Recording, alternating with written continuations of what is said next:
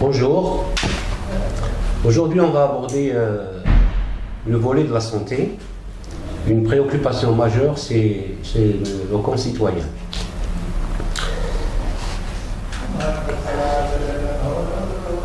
Si Octobre Rose est plutôt dédié aux femmes, notamment dans le dépistage du cancer du sein, Novembre Bleu concerne les hommes, surtout en ce qui concerne le cancer de la prostate.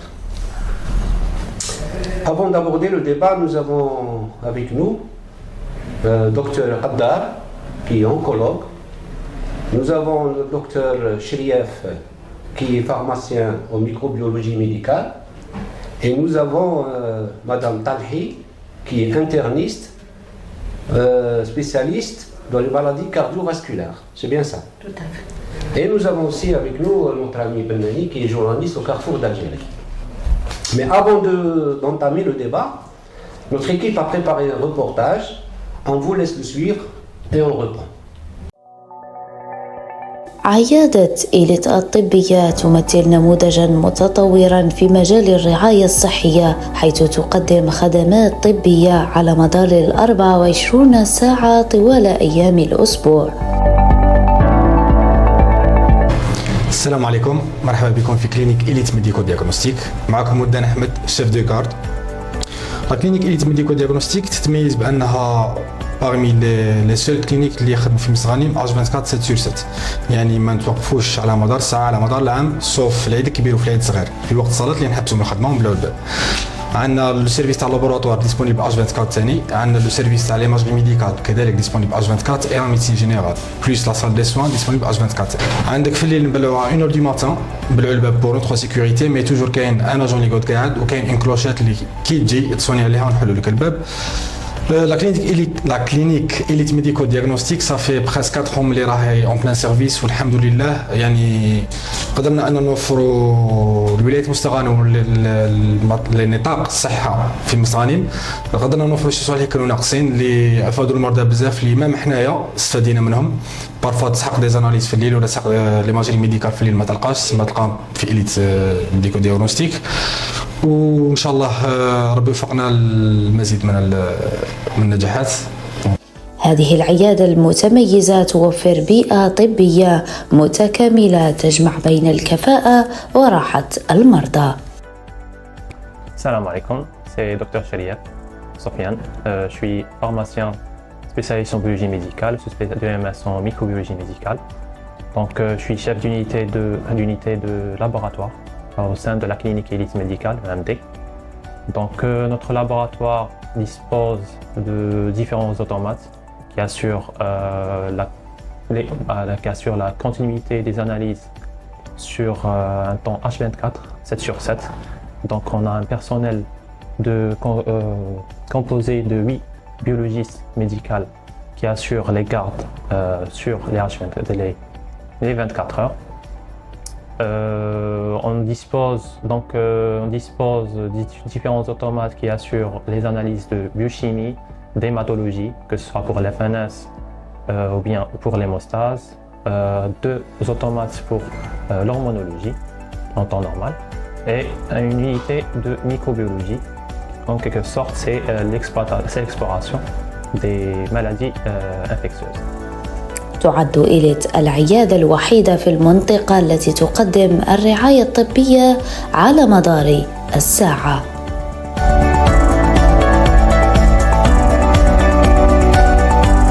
العيادة مزودة بأحدث الأجهزة الطبية التي تساعد في تشخيص الحالات الصحية بدقة.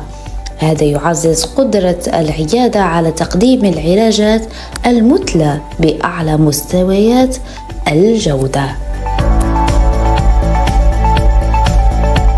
السلام عليكم، معكم الحكيمة قدار مريم، رئيسة مصلحة طب الأورام السرطانية المتواجدة بلا كلينيك إيليت ولاية مستغانم.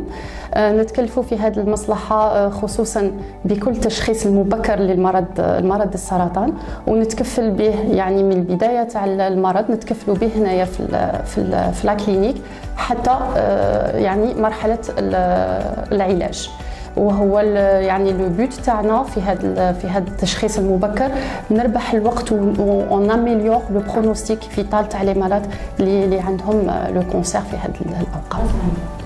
كاين حالات، نعم بالطبع كاين حالات اللي يعني اتصلوا بنا هنايا عبر الهاتف في لا كلينيك إليت وين تكفلنا يعني اخذ باعتبار الحاله تاعهم الشخصيه.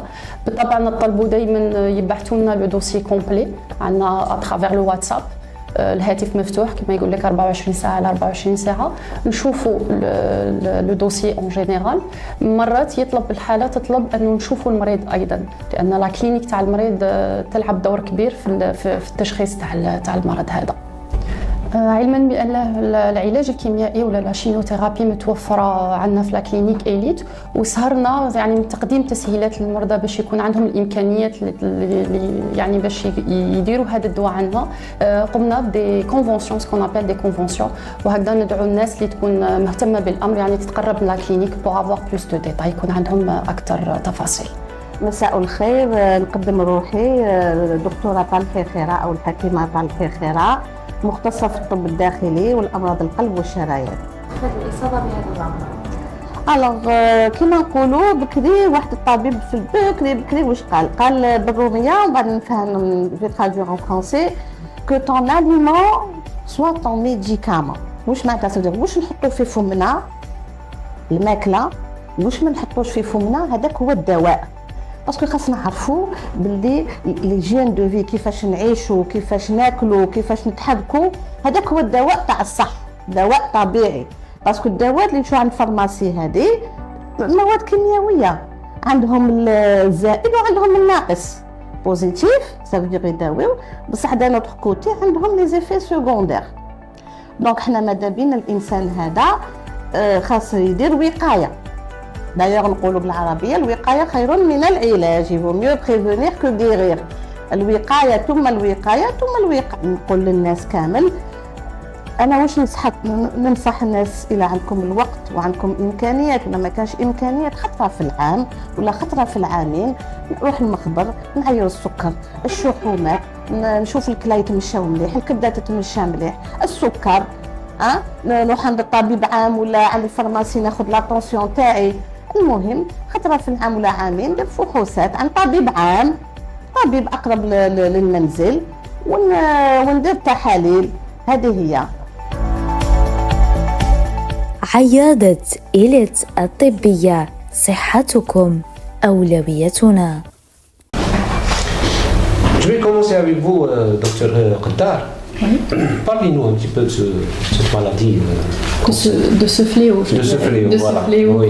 qu'on connaît de nos jours. Donc, avant tout, bismillah, salam alaikum. Donc, la maladie cancéreuse, c'est pas une maladie, c'est-à-dire, elle prend de l'ampleur parce qu'on commence à en parler. On commence un petit peu à divulguer cette maladie. Ça devient, c'est-à-dire un discours qui n'est plus tabou de nos jours. Avant, le wahid, quand il est malade, il a un cancer ou là, il le cache, il n'en parle pas. Même au niveau, c'est-à-dire des autorités sanitaires, c'était pas l'urgence qui primait à l'époque. Donc là, maintenant, par contre, donc on commence à en parler, à divulguer le sujet fortement. Donc c'est pour ça que ça devient un petit peu alarmant quand on voit un peu les chiffres, quand on voit un peu les constatations actuelles, ça devient alarmant. Mais je dirais que par rapport à ces chiffres-là, c'est tout simplement parce qu'il y a une amélioration au niveau aussi de tout ce qui est dépistage et diagnostic par rapport au quinquennat qui est passé, c'est-à-dire par rapport au plan cancer qui était entre 2014 et 2019. Donc les autorités ont mis toute leur lumière, c'est-à-dire sur tout ce qui est dépistage et diagnostic précoce. Donc c'est ce qui reflète un petit peu les chiffres qu'on retrouve au jour d'aujourd'hui. Et d'une autre part, il y a aussi tout ce qui est environnemental comme facteur de risque de la maladie. Il y a une transition aussi par rapport à l'environnement, par rapport à la population algérienne sur le mode de vie. Donc ça commence à changer, que ce soit sur le niveau alimentaire, les maladies métaboliques qui deviennent de plus en plus importantes par rapport à la sédentarité, par rapport à l'obésité. Donc c'est pour ça que cette maladie se voit de plus en plus. Très bien. Et votre travail consiste à quoi exactement? Le travail au jour d'aujourd'hui, donc déjà par rapport à la spécialité, je dirais pour définir qu'est-ce que c'est que l'oncologie médicale. L'oncologie médicale, il y a l'awram sarataniya.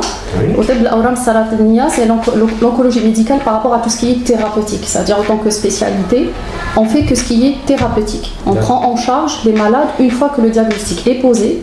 Donc le malade il gère le maslahat à teb al-awram sarataniya pour recevoir son traitement, différents traitements qu'on connaît au jour d'aujourd'hui.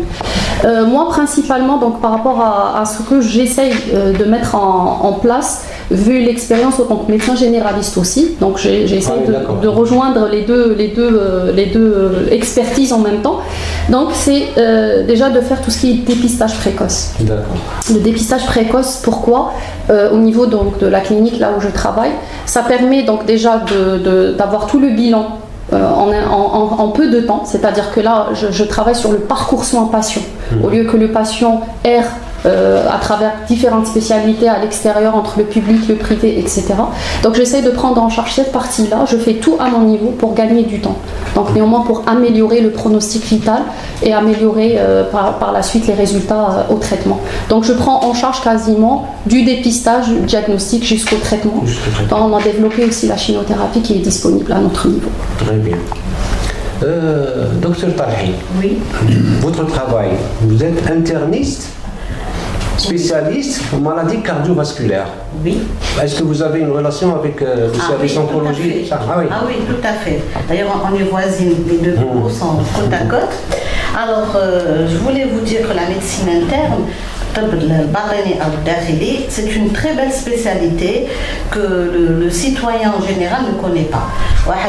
C'est un généraliste spécialisé, l'attention. Le rôle de l'interniste est très important. Pourquoi? Parce que d'un symptôme, d'un organe, on va aller vers une maladie. Cette maladie, elle peut toucher plusieurs organes, l'appareil respiratoire, l'appareil digestif, l'appareil neurologique. La cause, c'est la même. C'est ce qu'on appelle les maladies de système. Parce qu'actuellement dans le monde, tous les problèmes qu'on a de maladies sont dus aux problèmes de l'immunité. D'ailleurs, ma collègue a parlé des maladies cancéreuses. Elle a un rôle très important dans le précurseur de la maladie cancéreuse. Très bien. Donc c'est connu que les gens qui ont une faible immunité ont tendance à faire plusieurs maladies. Les premières, c'est une maladie chronique, la tension artérielle, les problèmes de la thyroïde surtout, كل الامراض المزمنه اللي تعرفوهم الشحومات طالعين في الدم وبيان سور المرض يعني اللي الناس خاص تخاف منها بزاف هي السمنه l'obésité. بكري كنا نقولوا c'est un facteur de risque. Maintenant dans le monde l'obésité راهي مرض, c'est une maladie à part. عندك le stress, الناس كامل عايشه في stress. Alors, Bekri aussi, le stress était un facteur de risque. Maintenant, le stress est connu comme une maladie. Les gens stressés, ça peut être un stress social, professionnel, familial. Je connais mal le stress. N'est-ce pas? Dans le monde, pas seulement en Algérie. On a quand même des stress. Voilà. Donc, quelle est la relation entre les maladies cancéreuses et les maladies chroniques? Ce qui est étonnant, les causes sont les mêmes. Très étonnant. Le tabac, le dukhan. تعرفوا بلي الجزائريين يدخنوا بزاف ويدخنوا يبداو يدخنوا صغار. Moi j'ai des malades qui disent depuis l'âge de 9 ans je fume. Imaginez. Le tabac, il y a deux tabacs. بصح الناس اللي ما على بالهاش بلي le tabac à chiquer هذيك الشمه هذيك elle est beaucoup plus dangereuse que le tabac à fumer. وهي اللي تمد مرض السرطان تاع الجهاز التنفسي ولا الجهاز الهضمي. Surtout la bouche, l'œsophage, هذاك تويو اللي راهي l'œsophage. Donc vous voyez, alors c'est les mêmes causes. L'alcool, شراب. Avec l'obésité donne des maladies chroniques, comme vous le savez, le diabète, etc. Et ça donne le cancer. ونهضروا على الكانسير en général. عندك كذلك الشحومات اللي طالعين يعني نفس لي فاكتور دو ريسك تاع الامراض المزمنه نفسهم يتمدوا مرض السرطان. Très bien. Subhanallah. Ou le cancer de la prostate, puisqu'on a fait novembre le novembre bleu, vous devez savoir que les facteurs de risque, le tabac, le tabac à la prostate, et bien le tabac est un des facteurs de risque du cancer de la prostate. Allez, voilà. Dernier, l'hygiène de vie, c'est quoi? Ça veut dire qu'il faut que je كل ده. حاجة واش نحط في فمي. La nourriture. La nourriture, c'est très important. Et ça donne les maladies chroniques et de 1 et les cancers de 2. Mais le cancer de la prostate. Malheureusement, ce qu'on mange peut donner des cancers, surtout le sucre. Le cancer, il adore le sucre, que ce soit les sucres rapides ou les sucres lents. Oui. Mais chez le diabète, quand on pense le sucre, généralement, on ne pense pas. Et non, ça donne le cancer, et même le cancer de la prostate, puisqu'on y est. Oui. Vous voyez que tout est relié. Exactement. Donc, ce qu'on mange, l'hygiène de vie, derrière le volant, ça ne marche pas. Sédentarité, parce que la sédentarité donne le cancer. Oui. Voilà. Et malheureusement, le cancer de la prostate, c'est le premier cancer chez l'homme en Algérie qui met le cancer du sein chez la femme. Très bien. Voilà. Docteur Chérif, expliquez-nous un petit peu votre rôle aussi. Alors, en tant que médecin ou bien pharmacien biologiste, j'aimerais bien introduire ma spécialité. Donc, c'est ce qu'on appelle couramment les analyses médicales. Donc, on aide les médecins cliniciens, que ce soit pour le dépistage, soit le diagnostic, soit la surveillance et le suivi des maladies, que ce soit avant ou après traitement. Voilà. Donc en parlant de cancer de la prostate, en tant que médecin, biologiste, donc on a ce qu'on appelle des biomarqueurs. On suit la cinétique de ces biomarqueurs, on les dose, que ce soit dans le sang, dans le plasma, dans le sérum du patient, pour voir son dosage. Par exemple, pour le cancer de la prostate, on a ce qu'on appelle le PSA. C'est l'antigène spécifique de la prostate. Donc le PSA il nous permet de voir plutôt le degré, plutôt la quantité de cet antigène dans le sang, dans normal qui est infiniment petit, mais en cas de cancer par exemple, il augmente. Donc, mais avec le temps, il faut suivre la cinétique de ce biomarqueur-là chez le patient. Et après le traitement, il faut le suivre aussi pour soit poser le diagnostic de guérison ou bien après à la recherche de récidive et de rechute. Très bien. Voilà. Moi, j'ai un petit chiffre. Pour le seul hôpital de Lusto, sur 300 personnes dépistées, 15 cas ont été diagnostiqués pour le cancer de la prostate. À partir de quand, à partir de quel âge on doit procéder à... On laisse l'oncologue répondre. Surtout pour le dépistage. Donc il faut savoir, pour le cancer de la prostate, c'est un peu différent par rapport au cancer du sein, principalement. Donc quand on parle du cancer du sein ou le d'octobrose, on parle de dépistage de masse, on parle de dépistage dans la population. Par contre là, on essaye de sensibiliser, on essaye de faire la même chose pour le cancer de la prostate, mais il faut savoir que le cancer de la prostate en lui-même, donc c'est une maladie qui est dépistée mais d'une façon individuelle, c'est cas par cas. Donc on peut pas. C'est pour ça qu'elle n'est pas très médiatisée. Exactement. Donc c'est à peu près pour ça tout à fait. Donc c'est cas par cas.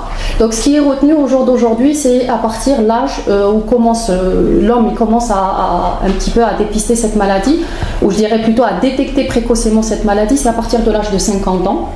C'est jusqu'à 70 ans ce qui est retenu, une fois chaque 2 ans. Donc par un examen clinique, bien sûr, c'est le TR, le toucher rectal, donc suivi par le taux de PSA. Donc pour concorder les deux en même temps, le taux de PSA seul, il faut savoir qu'il n'est pas suffisant pour poser le diagnostic de la maladie cancéreuse de la prostate. Donc il faut un toucher rectal. Et par rapport aux dernières recommandations, c'est l'IRM, carrément, c'est-à-dire quand on suspecte quelque chose au niveau du toucher rectal, une masse au niveau de la prostate, on passe à l'IRM, à l'imagerie par résonance magnétique. C'est cette imagerie-là qui va plus ou moins orienter, est-ce qu'on fait une biopsie ou on ne fait pas une biopsie. En parallèle, on concorde les résultats avec le taux de PSA. Il y a un cas particulier, c'est les gens qui ont des facteurs génétiques aux prédispositions génétiques familiales. Donc ça rentre un petit peu dans les syndromes familiales. Au jour d'aujourd'hui, donc on incrimine des mutations, c'est les mutations des gènes BRCA1 et 2. Oui. Donc c'est des entités qui sont retrouvées au niveau familial, c'est-à-dire on trouve plusieurs cas de maladies cancéreuses. C'est le prostate, cancer de l'ovaire et cancer du sein.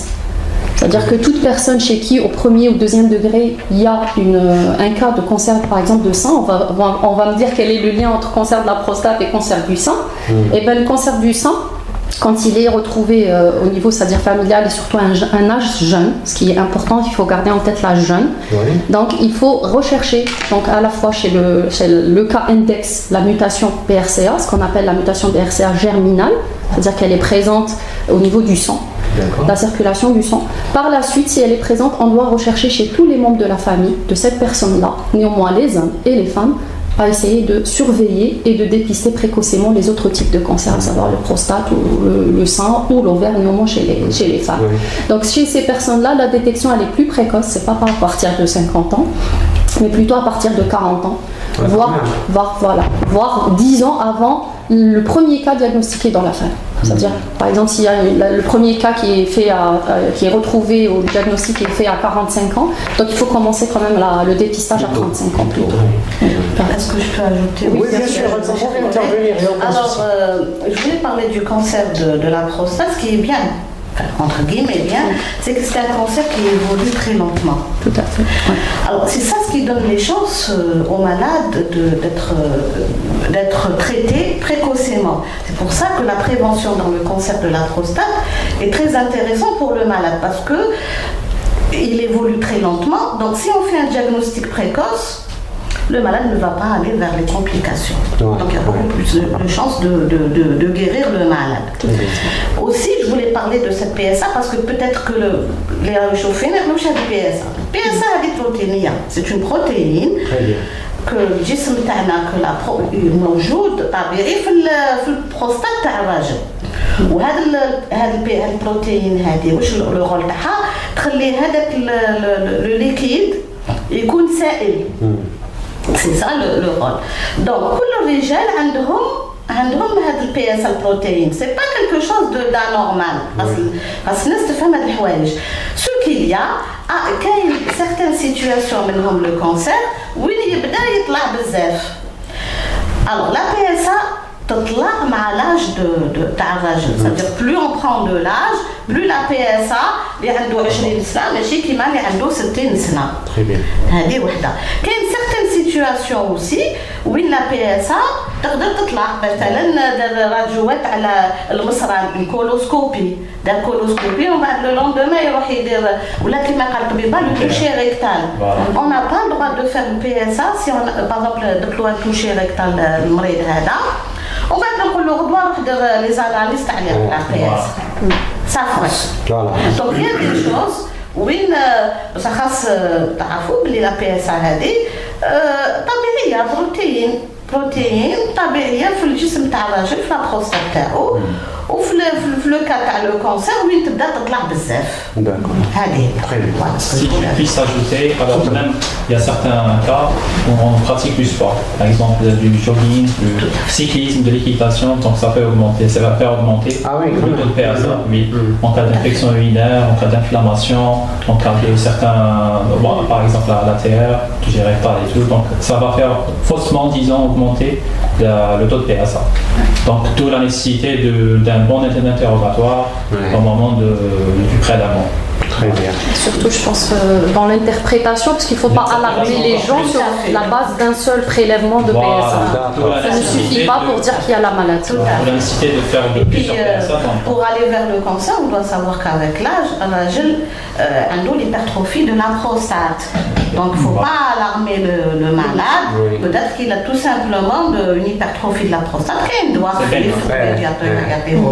Ça ne veut pas dire que c'est un cancer. En général, chez Polo, c'est pas ma spécialité, mais bon, il dit que quand la prostate est منفخة ولا PSA تكون طالعة c'est un bon signe. حنا نخافوا la PSA تكون طالعة je sais pas si vous ou la prostate à l'IRM ou à l'échographie ou au scanner je ne sais pas تكون مكمشة كي تكون petite. Quand elle est petite c'est suspect. Au contraire كي تكون منفخة مليح Ça peut aller tout simplement à une حاجة خفيفة ماشي يعني voilà. Je voudrais simplement, en tant que profane, parler, parce que je ne veux pas parler à la place des spécialistes, je ne fais pas partie du corps médical, mais je pose des questions comme tous les citoyens. Et sur ce point-là, avant de passer à d'autres points, sur ce point-là, précisément en ce qui concerne le fléau, on peut dire ça comme ça, hein, le fléau de... Docteur Net, c'est un fléau.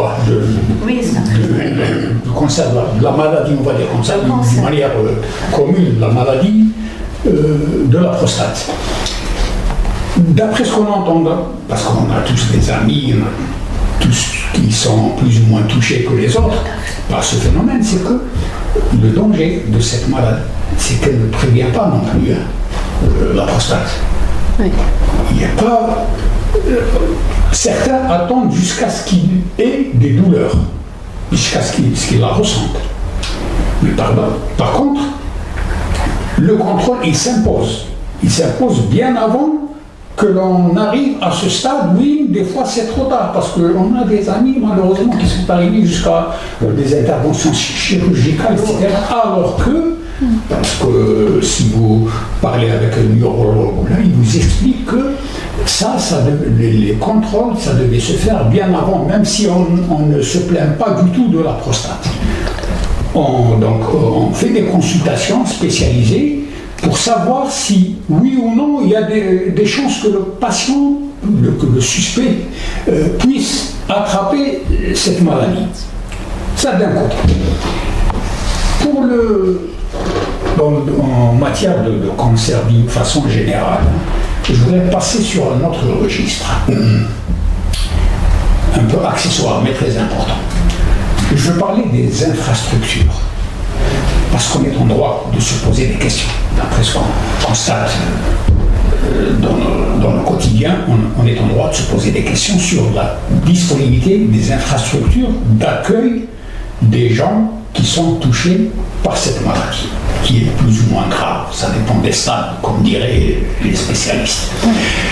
La carte sanitaire qui a été faite pour l'implantation, par exemple, des centres anti-cancer, elle est souvent décriée par des populations qui n'ont pas ce genre de structure sur leur territoire, on va dire, ou d'approche. Je peux vous donner des exemples. Je parle au nom de Mostaganem parce que je suis de Mostaganem. Alors, on s'étonne qu'à Mostaganem, par exemple, il n'y ait pas un centre anti-cancer comme il se doit, comme il en existe dans d'autres villages. Donc les gens se déplacent. Alors c'est impossible parce qu'il n'y a pas, on ne peut pas, il y a beaucoup trop de gens. Les gens se déplacent, vous savez, jusqu'à Béchar, jusqu'à Blida. Il n'y a pas un projet comme ça? Jusqu'à Blida. Ah, vous savez, il y a juste un service. Et encore, il n'est pas encore opérationnel. Je ne sais pas s'il est encore opérationnel. Si, il est encore opérationnel. Mazagran, c'est une petite structure qui, il n'y a que la chimio. Hein. Il est dédié pour l'oncologie. La radiothérapie, le service radiothérapie, il est en construction, ou en montage, on ne sait pas trop. Parce que je sais qu'il y a un projet, je sais. Le projet, oui, on en parle, mais il ne figure pas sur la carte sanitaire. Et personne dans Mostaganem ne comprend ça. Des gens qui doivent faire des centaines de kilomètres, et quand ils arrivent à obtenir des rendez-vous, et parfois ils arrivent avec leur rendez-vous, ils ne sont pas admis. C'est ça qui est le plus grave. Et c'est dangereux pour les gens. Parce que c'est vrai, vous avez raison, parce que c'est des urgences à long terme. Un cancer, il n'attend pas. Il faut faire ça. Il n'attend pas, absolument. Il n'attend pas. Mais il y a beaucoup de patients qui viennent à Oran, hein, notamment à l'hôpital Benzerjeb. Parce qu'il y a un service oncologique qui est impeccable à tout le plateau. CHU. CHU, oui, c'est ça, CHU. J'ai eu à amener des parents. Et c'est pour ça que le privé et l'étatique sont complémentaires. C'est comme les examens complémentaires. C'est-à-dire qu'il faut qu'on travaille en symbiose. Dans tous les pays qui se respectent, le privé et l'étatique travaillent ensemble. Oui, ça c'est clair. Voilà, donc c'est ça notre rôle. Au moins qu'il y ait que les gens n'aient pas à faire des déplacements en école et donc parfois c'est en cours de route. On a vu ça dans les posts sur les réseaux sociaux, des gens qui en arrivent aux larmes, qui sont touchés et qui n'arrivent pas à se faire soigner uniquement parce qu'il y a. Et c'est ça le rôle de notre collègue. Donc maintenant, on a une entreprise, c'est bien. Je crois, avant de parler de prise en charge, je crois qu'il faut continuer à expliquer profondément le problème, surtout concernant les signes avant-coureurs. Il doit bien y avoir des signes quand même. Je retiens d'ailleurs le premier commentaire que M. Benani a fait par rapport à la maladie, du fait que c'est une maladie qui est silencieuse, effectivement. C'est une maladie qui est silencieuse et il faut savoir qu'une fois qu'on a les symptômes, c'est que la maladie elle est déjà installée. Et c'est un peu, bon je dirais pas trop tard, c'est cas par cas, ça dépend de la position aussi de la maladie par rapport à c'est-à-dire à l'appareil lui-même, etc. etc. Mais ce qui est bien, c'est-à-dire ce qu'il faut sensibiliser les gens, c'est par rapport à ça, c'est qu'il faut aller vers le dépistage avant d'avoir des signes coureurs. C'est ça le but du dépistage. Le dépistage, c'est de découvrir la maladie avant d'avoir des symptômes. Définissant l'âge où on est susceptible d'attraper. Comme c'est lié, la maladie cancéreuse d'ailleurs, du cancer de la prostate, c'est lié comme facteur, le premier facteur c'est l'âge. C'est dû au vieillissement d'ailleurs, au vieillissement de la population. Et c'est pour ça que le taux c'est-à-dire l'incidence de la maladie, on la retrouve beaucoup plus à partir de 65 ans. Donc c'est pour ça que le dépistage il est fait à 50 ans. Donc c'est à peu près avant, oui. Donc je vous donne la médiane. C'est une médiane. Le 40% de risque pour les hommes âgés entre 75 et 79 ans. Oui, tout à fait. Donc c'est l'âge, je vous donne, c'est-à-dire un âge médian. Après on a l'incidence à tout âge. On peut le trouver même plus jeune. Mais là c'est là où rentre la prédisposition génétique dont je vous ai parlé tout à l'heure. Mais c'est là, c'est-à-dire que les gens ils doivent comprendre ce point. C'est-à-dire que pour aller au dépistage, il ne faut pas avoir des signes pour aller voir ou consulter un médecin. C'est ça le but. C'est d'aller discuter avec son médecin traitant, et à commencer par le médecin traitant, c'est le médecin généraliste. C'est le médecin généraliste de la famille, c'est les médecins. Même, je dirais que par rapport à la carte sanitaire, il y a eu beaucoup de formations dans ce domaine-là pour les généralistes eux-mêmes. C'est-à-dire qu'ils sont normalement au premier plan pour sensibiliser la population, parler avec la population et orienter la population pour le dépistage. Donc c'est vrai que c'est pas évident à un généraliste de faire un toucher rectal et de faire un dépistage s'il n'a pas déjà une formation spécialisée pour ça, mais il faut néanmoins orienter vers les urologues. Je pense que l'urologue est mieux placé, que ce soit pour le dépistage du cancer de la prostate, pour le TR, pour PSA, et maintenant il y a même les recommandations, je vous ai dit les dernières recommandations, c'est carrément l'IRM. Il y a une classification de l'imagerie IRM qui conduit le médecin à aller plus loin, faire une biopsie ou ne pas faire de biopsie. Parce qu'il ne faut pas oublier qu'aussi le dépistage, on parle par moment de faux positifs comme on parle de faux négatifs. À un certain moment, on avait ce souci, voilà, donc des personnes qui sont malades, mais on les décrit comme faux négatifs, c'est qu'ils n'ont rien. On est passé à côté de quelque chose, donc c'est un faux négatif. Ou qu'ils n'ont rien du tout, mais on leur a dit, ah, vous avez quelque chose. C'est un faux positif. Très bien. Et là, je peux vous dire que sur le plan psychique, ça joue énormément pour la personne. Je dirais pas le malade parce qu'il n'est pas encore malade, mais pour la personne qui se fait dépister, c'est un stress qui commence à s'installer. J'ai pas. Ah non, monsieur, vous n'avez rien. Les erreurs médicales. Tout à fait. Qui parfois sont dramatiques. Je dirais pas des erreurs parce que le dépistage n'est pas aussi facile qu'il paraît. Hein. Le dépistage, c'est-à-dire par rapport au résultat du dépistage, au résultat des analyses. Parce qu'on tombe sur des petites tumeurs qui ne sont au jour d'aujourd'hui pas encore, c'est-à-dire les études sont faites et ailleurs, à l'international, je vous parle de ce qui se fait, c'est-à-dire ailleurs dans le monde, ils n'ont pas encore de guidelines ou de recommandations vraiment spécifiques à ces petits stades. Ils sont encore en plein travaux. Parce que plus on avance dans le dépistage, plus on trouve des petites tumeurs et plus c'est là où il faut développer un guideline spécial pour ces petites tumeurs. Comment on fait pour ces petites tumeurs? Et c'est des études qui s'étalent sur des années et des validations qui prennent aussi des années. Donc c'est pas aussi évident que ça pour les médecins. Donc je préfère pas dire le mot erreur parce que voilà, la médecine ça reste une science. Oui, on dit bien que ce n'est pas une science exacte. Voilà, tout à fait. Il y a des marges erreurs de recherche. Beaucoup d'exploration. info. Ce Exactement. qu'on peut dire en concernant la santé en général, le préventif, pas seulement les cancers. Toutes les maladies, il n'y a pas mieux que la prévention. Les personnes خطرة في العام يديروا les analyses روح شوف طبيب العائلة ولا la polyclinique à côté, pas spécialement un spécialiste, même s'il ne ressent rien du tout, comme vous avez dit monsieur, quand on a des symptômes, ça veut dire C'est trop tard. Oui. pas seulement les cancers, hein, toutes les maladies qu'il puisse y avoir. Oui, mais c'est pas comme une grippe. Quand on a les symptômes, on va se soigner. Ça, c'est beaucoup plus lourd, plus. Oui. Dans la prévention, vous dites en tant que médecin, vous dites que c'est un point très important. Mais la prévention. Crucial. En plus, la prévention, elle peut aussi être assurée justement par les médias, par le travail des médias. La sensibilisation. Regardez dans les chaînes étrangères. Et c'est rare où vous ne trouvez pas une chaîne qui consacre une émission à la médecine, à la prévention, et notamment pour les maladies chroniques, les maladies de cancer, etc.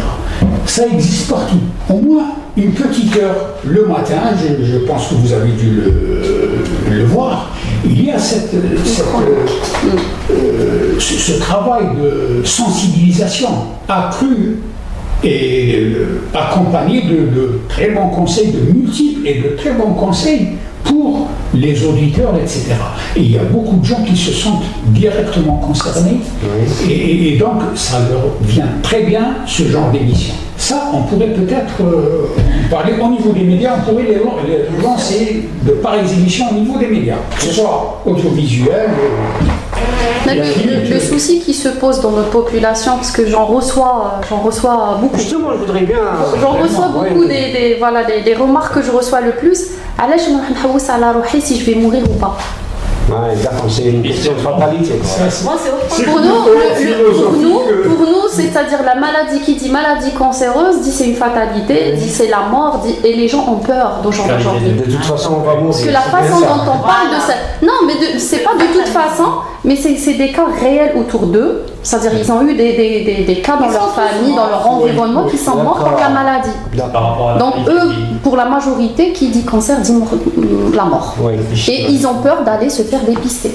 Là, ce qu'il faut, faire un travail sur déjà inverser cette façon de voir et d'interpréter la situation par rapport à la maladie cancéreuse. Ça, c'est vrai. Ça, inoculer l'espoir et l'envie de recherche, l'envie de se sortir de ces situations. Et je dirais même que déjà améliorer la vue par rapport à notre santé. La santé, il n'y a pas de prix pour la santé. On le dit, on le crie, il n'y a pas de prix pour la santé. C'est-à-dire, l'insan lazim كما يقول لك راهي نفسه عطاها ربي رانا مسؤولين عليها. Il faut en prendre soin. C'est un devoir, c'est même une obligation. Voilà, exactement. داخله في الإيمان, داخله في الدين. C'est un peu culturel, si tu veux. Bien sûr, exactement. Envers lui et envers ses proches aussi. Tout à fait. Pour ses proches. Est-ce que je pourrais ajouter quelque chose? C'est-à-dire que ce qui est important quand on reçoit un malade, c'est de communiquer avec lui. C'est de lui expliquer. Par exemple, un exemple. Il y a des psychologues dans vos équipes, il y a des psychologues? Non, pas pour le moment. À notre niveau, non, mais je pense que les services d'oncologie, nous on le fait. À force, nutritionniste, psychologue, on est tout. On communique avec nos malades, on essaye d'être au niveau du malade, lui expliquer.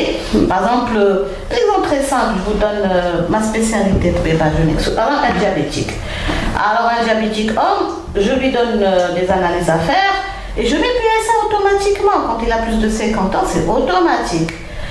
Donc, quand je lui explique, je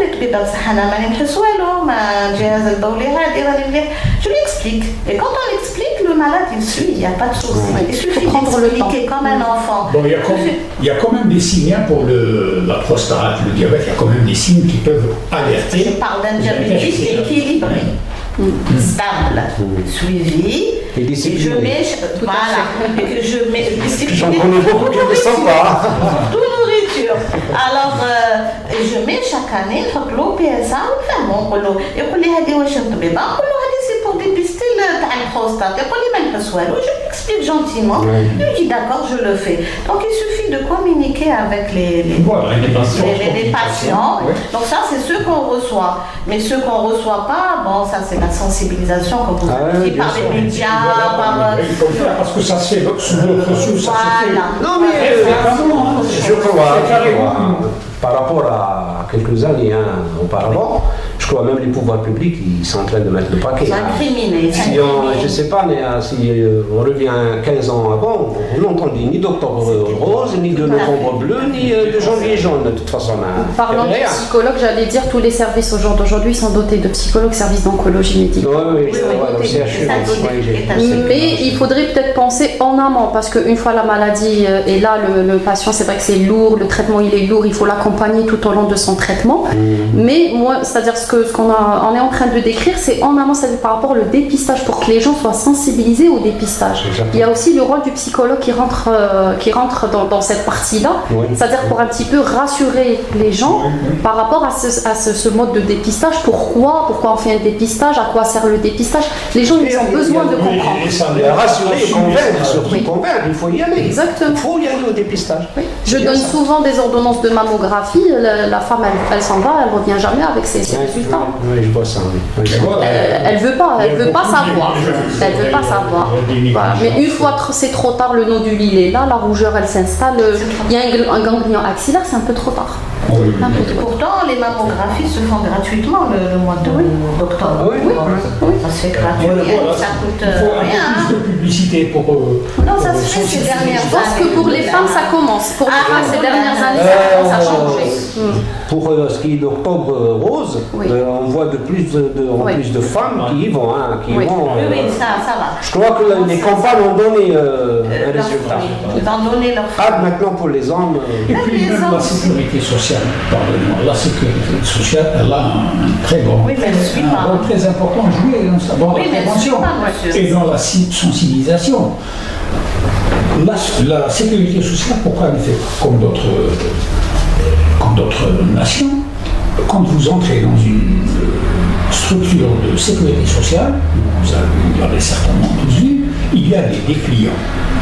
Des dépliants où vous avez c'est-à-dire on vous décrit toutes les possibilités que vous avez pour prévenir l'avènement d'une maladie. Toutes sortes de maladies, on vous oriente bien avant que vous soyez dans le...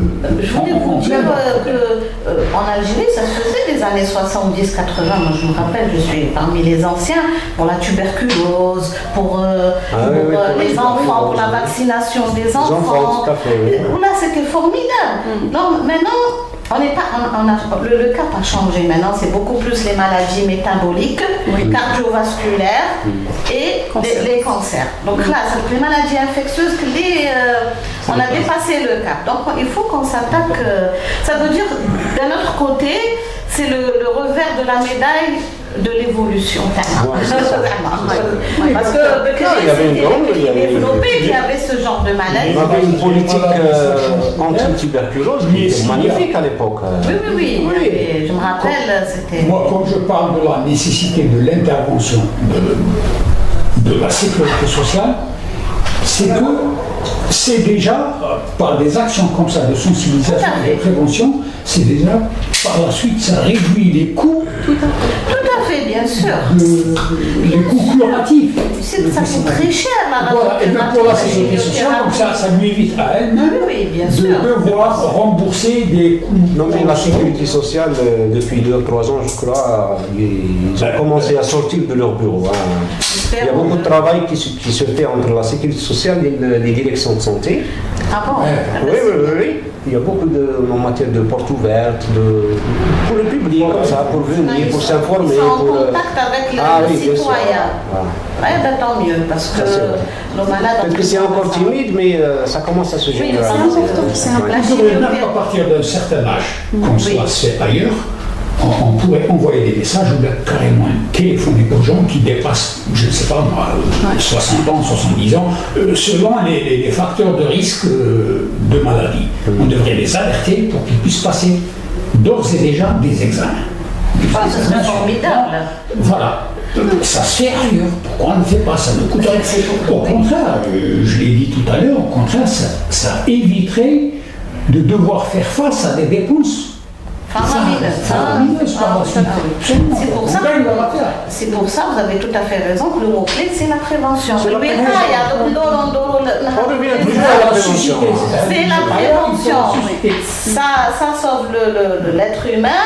Ça évite des dépenses à l'État. À tout le monde, Et beaucoup de souffrance. Oui. Pour le malade et pour sa famille. Voilà, c'est vraiment, le cancer, tous on a été touchés. Maintenant, on est devant un cas de cancer, prostate ou cancer du sein. Prise en charge. Qu'est-ce qu'on fait? Qu'est-ce qui est prévu? La prise en charge, donc tout dépend déjà chez qui le patient est, chez qui il a été diagnostiqué, donc c'est une chaîne après. Mais dès une fois donc le diagnostic, il faut savoir que le diagnostic il est purement histologique, c'est médico-légal, il faut avoir une preuve histologique d'un cancer. On ne peut pas déclarer la maladie à un patient sans avoir une preuve histologique. C'est-à-dire une fois qu'on suspecte au TR une masse, on a le taux de PSA qui est augmenté, l'IRM qui confirme l'imagerie suspecte d'éventuel cancer. Donc on réalise une biopsie. Voilà, on réalise la biopsie. Une fois la biopsie qui revient donc en faveur d'un cancer, là tout dépend du stade de la maladie. Il y a les stades précoces. Ce qu'on appelle l'anapathie, c'est bien ça? Exactement, c'est la biopsie, l'analyse anatomopathologique. Puis par la suite, tout dépend des stades. Généralement maintenant, donc l'État aussi elle a travaillé énormément sur tout ce qu'on appelle les RCP, c'est les réunions de concertation pluridisciplinaires, où tout nouveau cas de cancer doit passer. Donc ces concertations, donc principalement, elles réunissent tous les spécialistes qui sont des acteurs dans la prise en charge de cette maladie. Par exemple, dans le cancer de la prostate, donc on a principalement l'urologue, l'anatomopathologiste qui est là, le radiologue qui est là, le radiothérapeute qui est là, et l'oncologue qui est là, et le chirurgien, bien sûr. J'espère que j'ai oublié personne. Après, donc tout dépend du stade de la maladie.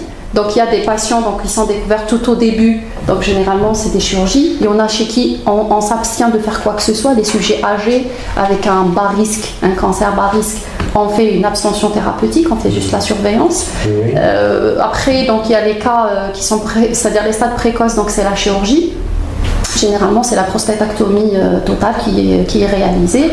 Et on a les localement avancés au jour d'aujourd'hui, donc c'est la radiothérapie, hormonothérapie concomitante. On n'en perd pas, donc ça donne les mêmes résultats qu'une chirurgie, donc avec moins de complications, moins de lourdeur sur le traitement.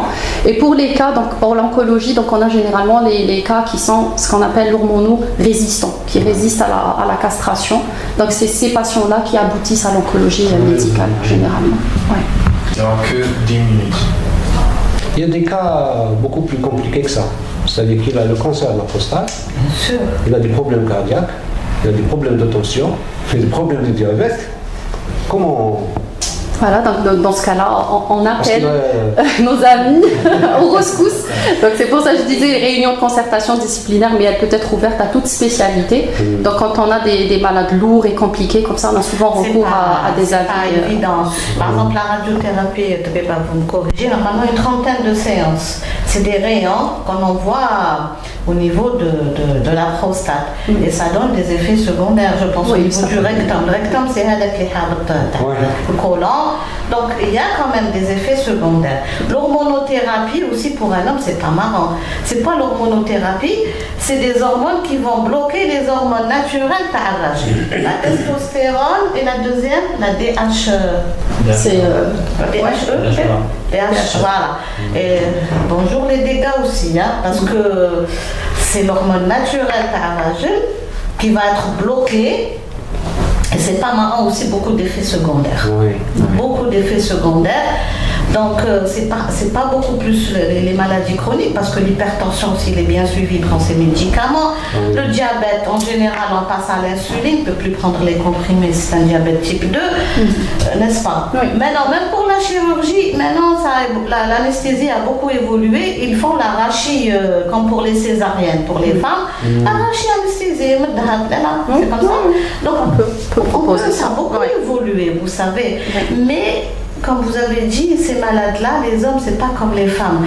C'est un coup dur pour les hommes. C'est un coup dur pour les hommes parce que c'est des traitements lourds. La chirurgie, on enlève la prostate, imaginez. L'hormonothérapie, elle bloque les hormones masculines. La radiothérapie, elle a des effets secondaires, surtout l'appareil digestif bas, الجهاز الهضمي من تحت الكولون لتحت والجهاز l'appareil urinaire. C'est ça? La vessie, c'est pas marrant. Mais juste pour rassurer les malades, c'est pas tous les malades qui ont ces non, on dit ça pour pousser nos concitoyens à aller faire des analyses. Donc en résumé, prévention, si on rate la phase de la prévention, de début au moins, par la suite, donc, on est sujet à avoir toutes sortes de problèmes. C'est bien ça, parce qu'on a un peu peur. Oui, tout à fait. Du combattant. Vous avez beau aller vous faire soigner, aller passer devant toutes les spécialités, néanmoins, vous avez toujours de... Non, c'est la réalité, c'est la réalité. C'est le parcours du combattant. 30 séances de radiothérapie, imaginez, 30 séances, une fois tous les... C'est tous les jours. Maintenant, on change de standard, on se rabat vers tout ce qui est hypofractionné, c'est un peu moins, plus en dose et moins en durée, donc c'est à peu près 14 à 15 jours. L'hormonothérapie, elle n'est pas marrante non plus. Non, mais juste pour rassurer, parce que c'est vrai que ça fait peur à entendre comme ça. Déjà, quand on c'est dit les effets secondaires, c'est pas tous les patients qui ont. Franchement, c'est comme pour le cancer du sein. Moi, je reçois les dames pour les bilans cardiaques, pour les cancers du sein. Je vous les envoyer pour faire des bilans très radiothérapie, pré-chimio et tout. C'est pas marrant. Une dame à qui on a enlevé les deux seins, imaginez, jeune. C'est un drame. C'est des drames. Donc, vous voyez, donc c'est une réalité amère. On reçoit les malades, et qu'on واقفين لاباس عليهم يروحوا يديروا لي راديو يديروا les analyses يروحوا يداروا مطمئن ماشي خير. Même si on trouve un truc au début, c'est tranquille, on peut gérer. Le cancer, c'est comme les maladies chroniques. Nous, ça nous désole de recevoir un diabétique. Déjà, il est en insuffisance rénale. Il voit plus il a déjà la rétine, elle a été touchée par le diabète. C'est ce qu'on reçoit. Moi, l'AVC, elle est hypertendue, il a fait un accident vasculaire, il a l'AVC, hémiplégie. Non, tout le monde est beau, tout le monde est gentil. C'est notre travail, on reçoit et puis en fin de journée, des fois, on est démoralisé. Quand vous recevez, on n'a pas de morale. Vous avez le moral, vous, quand vous recevez une jeune femme de 25 ans ou même un homme à 60 ans, il est jeune. C'est pas compliqué. C'est dramatique, c'est dramatique. C'est des drames. Le malade et l'entourage, le conjoint, les enfants يجريوا, la femme تجري ولا تشوفهم غير يجري. أنا يجيوني مساكن خاص نروحوا عند الطبيب العينين نروحوا نديروا لي زاناليز نروحوا نديروا لي IRM نروحوا نديروا passe leur temps à courir. Alors les enfants ils laissent leur travail, la femme elle laisse sa maison. Ils passent leur temps à courir c'est des drames. C'est des drames. Toute leur vie est chamboulée. Toute la maison, elle est chamboulée. Donc toujours, on répète et on tourne toujours à la même chose, la prévention et la prévention. Et voilà, il n'y a pas meilleure conclusion. Voilà, c'est la prévention qu'il faut suivre. Donc, aller au dépistage et encore aller au dépistage. Merci, j'espère que nous avons cerné un petit peu ce fléau du cancer de la prostate et à la prochaine. Merci beaucoup.